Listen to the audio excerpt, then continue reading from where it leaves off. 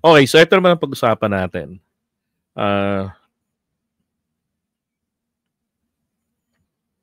Wait. Okay, so magandang araw ho sa inyo mga kapatid. Pag-usapan natin itong 2026 national budget. Sabi ho ng Kongreso nito ni na Ronnie Puno ay ibabalik daw ho. Rekomendasyon nila ha, no? Kasi kailangan si SMR ang magdesisyon diyan na isoli yan o i-return to sender or return to the requester yan pong national budget. Lang yan, may nakita po sila ng mga ng mga irregularidad diyan po sa national budget. Naalala ko bigla tuloy yung komento nung nakaraan na ayon kay Gatchalian ay merong budget insertion na nangyari dito sa 2026 budget. Kaya sabi ko, hindi, wala pa. Wala pang second reading. Paano silang wala pang BICAM? Nako, hindi ho pala. Sa BICAM lang at small committee, ginagawa ng mga damuho ang budget insertion. Ngayon, ako'y naniniwala dahil mismo si Bonget, si PBBM na ang nagkumpirma. Kahit sa 2026 budget, marami pa rin siningit. So, talagang it really needs to be cleaned out properly. Eto tingnan nyo to. Lumang news article ito. That was 2023. Sabi rito, pondo para sa flood management tumaas sa ilalim ng panukalang 2024 national budget. Diba? Magkano dati? Naglaan ang pamahalaan ng 215.6 billion sa flood management program para sa susunod na taon, so 2024.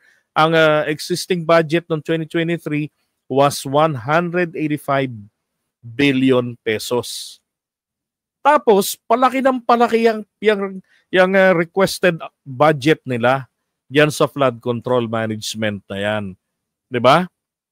Bakit palaki ng palaki yan? Ang katotohanan po dyan, bayan, dapat paliit ng paliit. Kasi ibig sabihin, si Pinoy wala kang maasahan eh.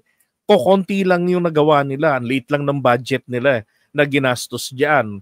Parang ayaw pa nila. Pagdating dito kay Duterte, 'di ba? Ang dami nila. Almost 14,000. 13,917 yung flood control projects completed in 6 years na ipinagmamalaki nila. Tapos yun ang mga ni-repair naman ng administrasyon ni PBBM. So fake flood control projects, bagkus flood control repair ang nangyari doon sa 9,900 hanggang 2025 na flood control expenses natin. Di ba? Ay nako. Now, so yun ang pag-amin ni PBBM na kahit na sa 2026 national budget, meron pa ring insertion na nangyari. Ganito po pala ang sistema, no? I just figured out kanina papaanong nakapagpasok ng insertion dyan sa NEP. At bakit hindi ito napansin ng DBM? Eto yan, no? May idea ba kayo bakit nangyari yan? Hindi ba? From the word of Henry Alcantara, so siya bilang district engineer ng Bulacan, siya yung nag-isip, nagdisenyo ng proyekto. Ibig sabihin siya yung nag-discard, nagkaroon ng idea. No? Nagkaroon ng idea na dapat may flood control project sa Barangay Ekek, doon sa Eklabo, at doon sa ganito, sa ganyan. Ganito halaga nila dapat. Pinasok niya ngayon sa DPWH requested budget for the year 2026. Just like what they did before. And the past before. So many before. Yung mga dati ng kalakaranan nila yan. paano nilang ini-insert. So, ang insertion po nanggagaling hindi lamang po sa mga kongresista at mga senador. Diyan rin sa DPWH. 'Di ba? Minsan binabanggit ko yan, di ko lang naisip na insertion yan eh. Kasi ang insertion ito na yung given requested amount and for funding, 'di ba? I-review na lang tapos nung ma-plansya na, may mga siningit na. That's insertion. Pero ito naka-embed talaga. Oh, so mabuti na lamang po very sensitive ngayon yung mga bagong balik na mga kongresista na nagre-review ngayon diyan sa national budget. And they found out isang katutak po talaga namang halatang menekos-mekos na mga project. Yung mga tipong napondohan na, pupondohan pa rin ulit. 'Di ba?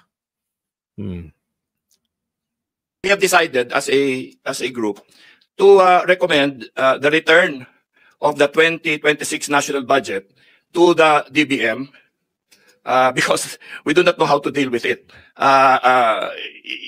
We have to practically redo the entire submission to us, and we do not want to be suspected of any untoward action. We don't want it to appear that we are not accepting the rightful recommendations of the DBM, and on the other hand, we do not want to be accused of replacing or amending by errata a huge portion of the national errata, ibig sabihin yun yung maraming pagkakamali. Yun. Expenditure. Nalala nyo yung pag-uusap nila Amina Pangandaman at saka ni Amy Marcos. Diba? Sino nagbibigay ng errata? Ibig sabihin yung maraming pagkakamali, itatama. Pinipilit ni Amy presidente. Sabi ni Amina, hindi ho, secretary. Sigurado ka? Program that they have submitted to us. Gusto talaga ipahiya ang kapatid no? So we have decided that in good conscience we cannot begin deliberations on this national budget, and we owe it to all of you that that this is allocated properly, transparently, free of corruption, and we believe that at this point, the national expenditure program submitted by the DBM falls short of that standard. So ayaw namin na kami masisisi dito Na naman, Kasi bibigyan kami ng problema Ang binigay sa amin problema.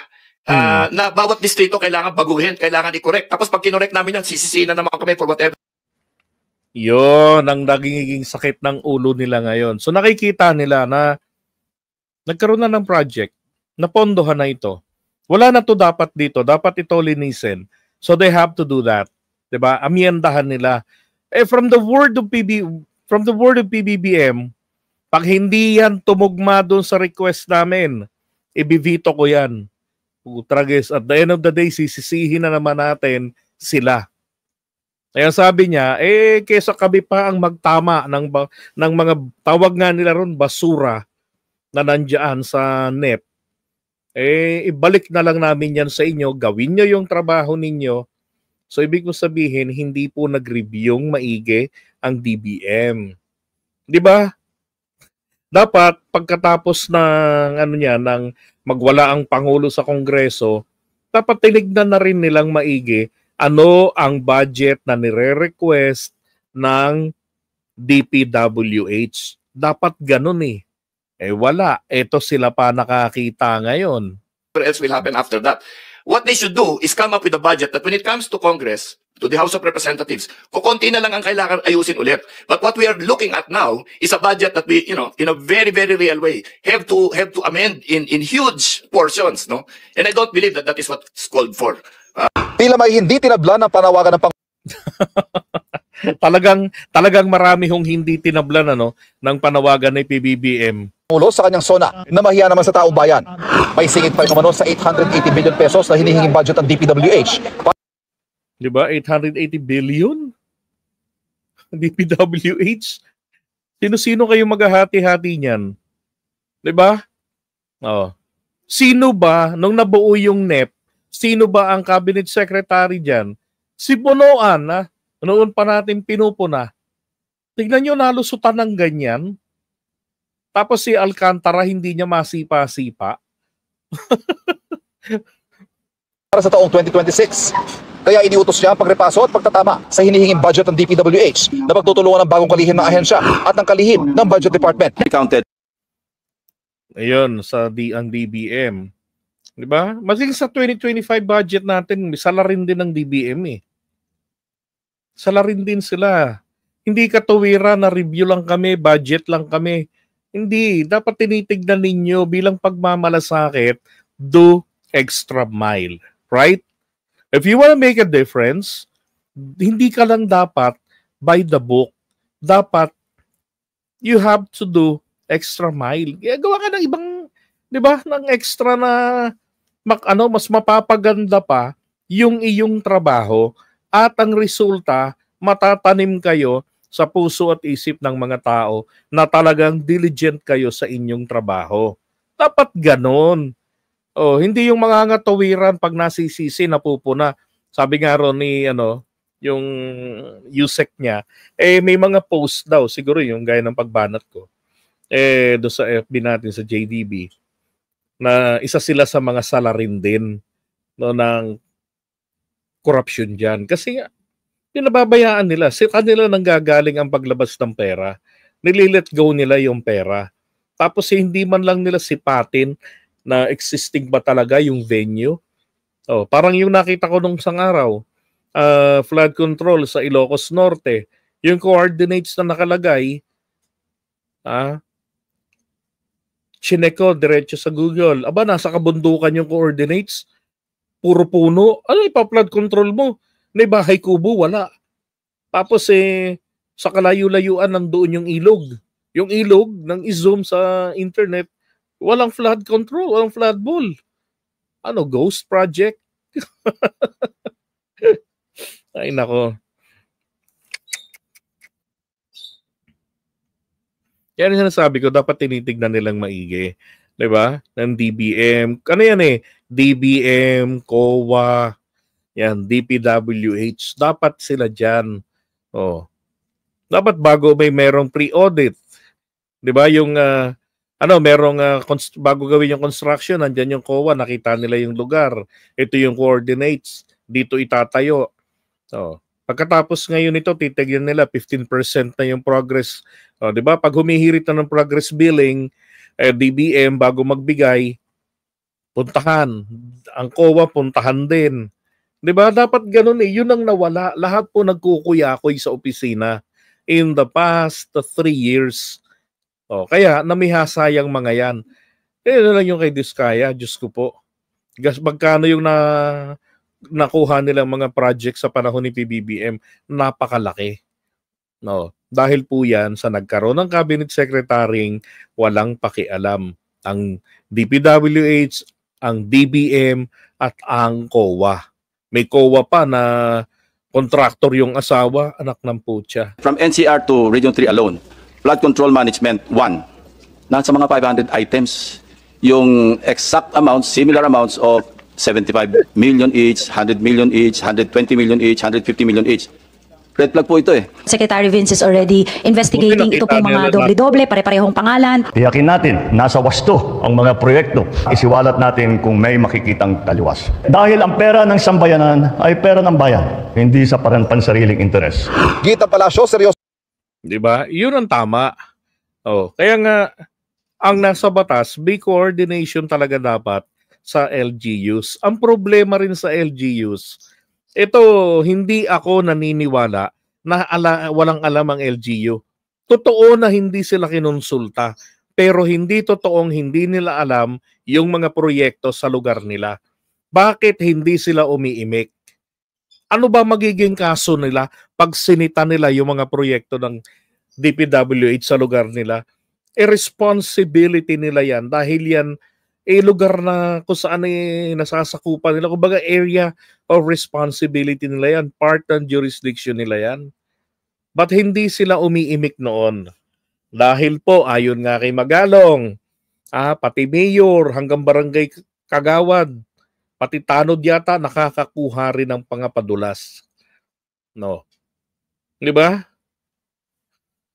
At pabor sa kanila na hindi sila kinukonsulta kasi kung sakaling magkabulilyaso, they can easily say na hindi naman ako kinonsulta dyan eh. Ang tanong ito, hindi ka ba naambunan? Di ba? O naniniwala ako na hindi lang naaambunan yung mga yan, kung hindi ho, nababagyo din yan ng mga pagpapala mula po dyan sa mga salarin sa flood control. Ang buhay yan. Kalokohan yan. Winawasak yung lugar ninyo, nagsasara ng kalsada, hindi nyo man lang alam yung nangyayari. Nako, nagkampanyahan, nag-ikot kayo, hindi nyo pa rin alam kung ano nangyayari. Kalokohan yan. So ang Pangulo sa investigasyon sa flood control projects, kahit tamaan pa ang kanyang administrasyon. Bukas rin daw ang Pangulo sa mga mungkahi halimbawa ni Senador Chis Escudero na maglabas ng negative list sa mga proyektong hindi na dapat ponduhan at sa moratorium sa mga bagong flood control project. Okay, so sabi ni Chis, maglabas ng negative list na yung mga proyekto ng flood control na hindi na dapat pang pondohan. Hindi ako pabor doon eh. Bakit kanyo? For example, na yung proyekto na yan na sablay, di ba? May mga residente dyan na naaapektuhan ng baha na dapat na po protektahan ng flood control dahil lamang ninakaw yung pera, hindi na po pondohan. Dapat pa nga yan unahing pondohan sapagkat matagal nang dapat na nakakatulong sa pagpoprotekta sa kanila. Dapat i-prioritize yung mga yan pero hindi na po dapat yung mga kontraktor dyan, di ba? Yung mga involved sa mga kalokohan ang hawak. Kung kinakailangan ni foreign company na ang bigyan ng kontrata, sila na yung pagawin. At ito yung kapansin-pansin nga pala. Bakit wala akong nakikita sa mga projects na ganyan na mga SMDC, wala yung EEI, 'di ba? Yung mga kilala ng mga yung mga construction companies na malalaki. Bakit wala? Puro mga kung magugulat ka na lang, kumpanya pala 'yan. Tapos bilyon-bilyon yung kontrata. Pero meron pa like yung Wawaw Builders, 'di ba? Diyos ko po. Sole proprietorship. Ibig sabihin, pagka may aberya, nagka-leche-leche, at kinapos na yung laman ng bangko niya pang remedyo,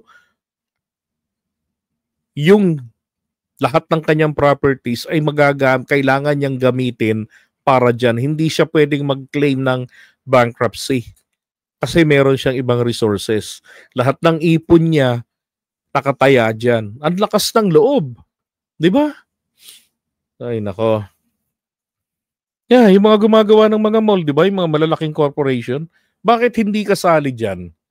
Dahil ba hindi sila pabor na mag-substandard? Ay, nako. Dapat yung mga malalaking kumpanya nakahawak niyan eh.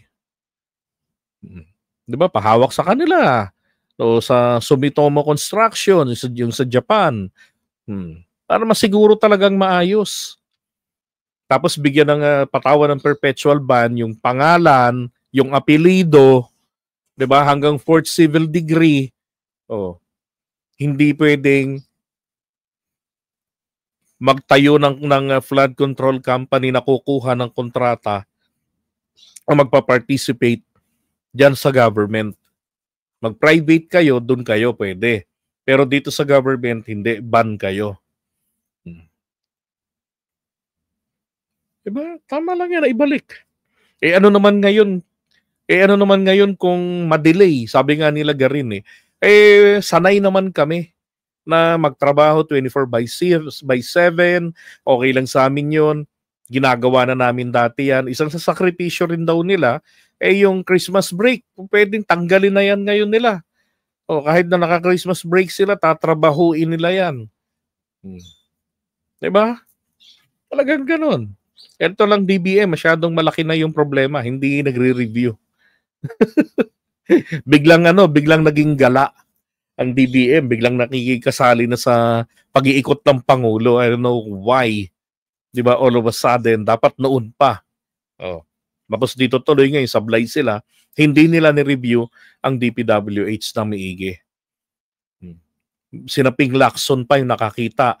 Yung mga kongresista pa yung nakakita. Oh, MG.